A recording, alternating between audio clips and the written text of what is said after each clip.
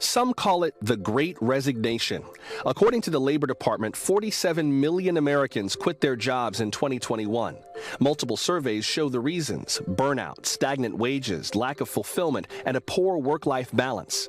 Shifting to a 4-day work week is gaining momentum as a possible solution. Charlotte Lockhart supports that idea. She's the founder and CEO of 4-Day Week Global, a nonprofit based in New Zealand. The Great Resignation shows us that actually employees are choosing who they're going to work for and who is that company that will give them the work environment, the work hours, and the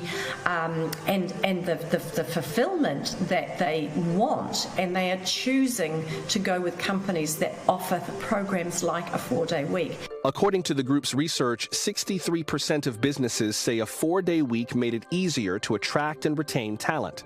78% of 4-day employees said they were happier and less stressed. What's important for the employees is that we get a lot of self-worth and value out of knowing what our purpose for being in the business truly is and what the business wants from us in terms of its productive outcome. And when we're clear about that, we actually get a lot more emotional happiness and emotional calming from being clear about what our purpose is. Some companies have shifted permanently to a 4-day week. In San Francisco, the financial technology firm Bolt tried it in the fall of 2021. Jennifer Christie is Bolt's chief people officer. What we said is, let's make sure, first of all, so we don't cram 5 days into 4. Let's focus on the things that are most important. So how can we look at the work we're doing and identify what is going to have the most impact and what is going to be the biggest priorities for us. So setting those outcomes. So it's not about how many hours you work, and it's not about how active you are. It really is about what outcomes are you achieving, and are those outcomes the ones that matter most? Bolt says the outcomes of its pilot program were stunning. Overwhelming majorities of the employees and managers said they supported a shorter work week. Most of them reported being more efficient, having a better work-life balance, and fewer unnecessary meetings. The prospect of increased productivity is helping the 4-day work week gain traction globally. In Iceland, 85% of workers have adopted it. Belgium just announced plans to try it out too. This year, Panasonic introduced it as an option. Pilot programs are underway in the U.S., Canada, Spain, and the UK.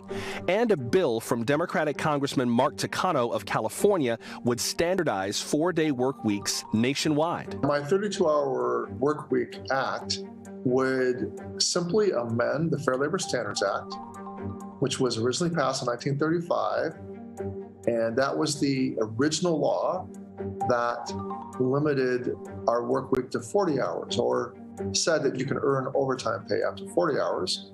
My bill would simply change that act so that workers could start earning overtime pay at 32 hours. In December, the Congressional Progressive Caucus endorsed Takano's bill, but so far it has no Republican co-sponsors. Brent Orrell of the American Enterprise Institute, a center-right think tank, says now's not the right time. To mandate the policy, I think, comes with a host of kind of unintended consequences that could end up making workers' situations actually worse, as well as exacerbating the problems that we have right now with the tight labor market and the inflationary pressures that are driven largely by the big wage increases that are currently going on in the economy. And Mark Efron of the HR consulting firm The Talent Strategy Group says a 4-day work week could make inequality worse. This says, hey, Karen gets to go to one extra hot yoga class a week because she gets Fridays off. That doesn't change the experience for the person who is changing beds at the local hotel, who's driving the bus, who's slinging our garbage into the back of a truck. They still need to actually show up and do the work. And so while it's lovely for the people who have the opportunity, I'm not sure it really contributes to a more equitable society.